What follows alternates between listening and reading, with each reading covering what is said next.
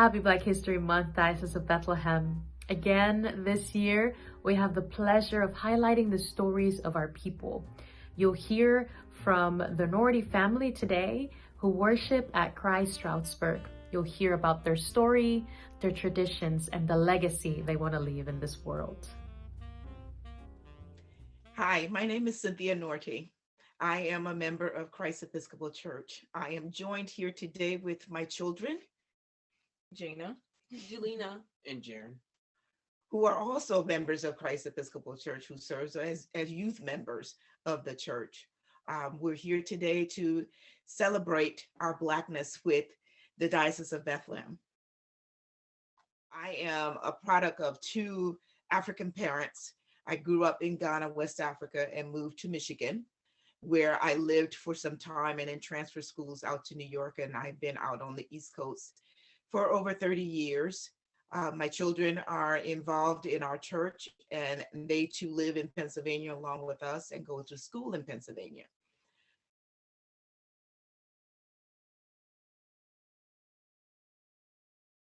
Every day for us is a celebration. We are proud of the fact that we have a month that's dedicated to Black History Month, but for us, every day is Black History Month because we stand on the shoulders of a lot of great people. And so we celebrate that each and every day, knowing that the path that they created for us is so pivotal to our everyday life. And so because of that, we try to endure and surpass what they have created for us. And so this is the things that I continuously, my husband and I continuously share with our children so that they know where our foundation began. Also through food and our culture and dance is also very important.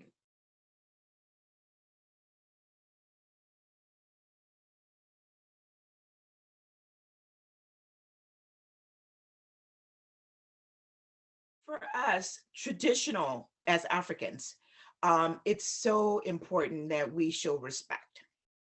And that is a tremendous, tradition that we uphold. Respect for ourselves, respect for others, showing dignity is the most significance in our culture as well. Dignity for ourselves and others that we encounter and we show. In terms of celebration, there's so many greatness that we celebrate within our culture.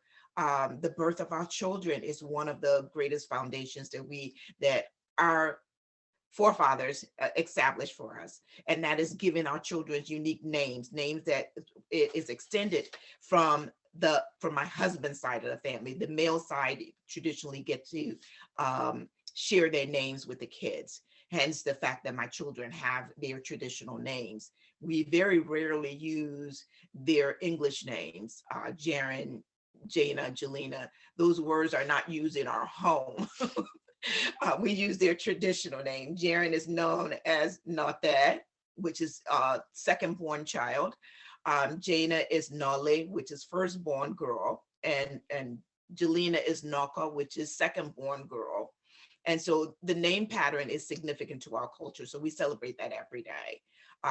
When we are around their friends, we tell them, you will not hear me calling them Jana, Jelena, and Jaron. You will hear me calling them by their traditional name or their nickname that's significant to their names. Jaron, we call him Tete, and Jana is Lele, and Naka is Kaka for short, which you'll hear when you go to Ghana. You'll hear that. Those names are significant to the area in which we are born.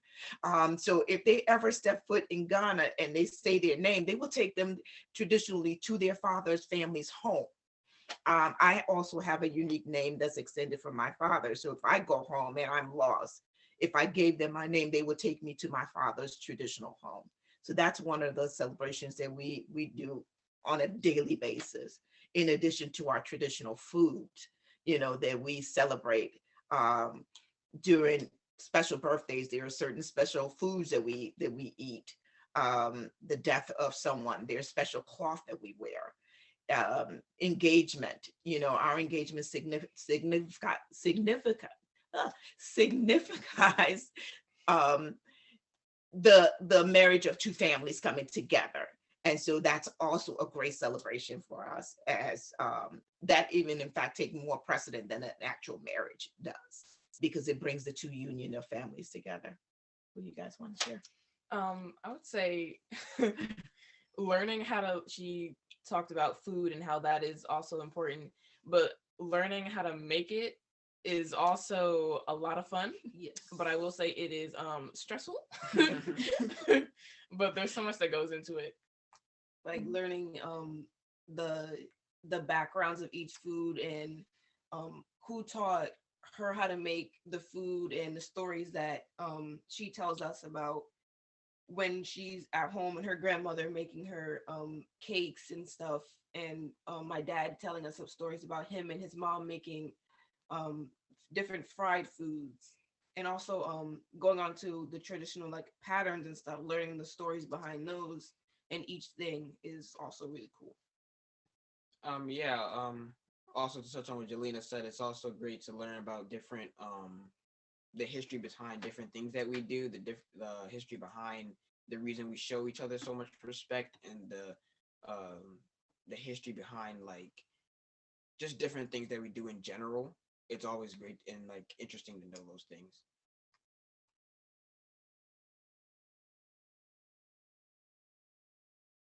For me, I've always grown up to know that um, excellence is in my DNA and failure is not. Failure not in an overt way of putting pressure, but in a sense that if I choose to not follow through on something, is because of the path that has been created for me, and I may choose a different a different segue to it, or a different path to it, um, and so that choice becomes my own. What I really would like for my children to know is that they don't need to ask for permission to walk through the door. They have to own that permission to walk through the door. Know that they have every right to do so, and to do so with dignity, and to do so with the understanding that they are afforded the same right. But do it in a way where it's respected upon yourself, and not in a way where you are your character is being flawed in any sense. Know that you have that right that you're afforded, and use that right at any time, because no matter what you try to perfect, no matter what you try to do, someone is always going to find something about you that they don't like, or something that they may disagree with, or whatever. So find that you're not pleasing others, you're pleasing God. And so know that you are owned your own right to be able to do what you feel is right within yourselves. A legacy that I would like to leave is that we are powerful. We have the power to make a change. We have a power to make a difference through God, and that we have a lot within us, that we can make the world a better place, not just for the African American community, but for everybody in general. My legacy would be for everyone to remember that at the end of the day, we are all human and we were all created the same, and that we all have, and we're all created the same, but we're all different in our own way. But that's not a reason to discriminate for any reason. And that's also something that makes us all unique, is that we all have our own talents, we have all our own hobbies and things that we could all use to change the world, like she was saying, for the better, instead of using that to hurt other people. A legacy I would like to leave is to influence other African American young adults and adults to not be ashamed of where they came from, but to be proud, and to um and like I want them to be proud of where they came from, and to like um not sure what the right word for that is, like To own their to own their culture, yeah. and to be able to express themselves in a way where they don't feel Inferior, or Yeah, I don't know. Ashamed. Yeah, ashamed of where they came from, if that makes sense.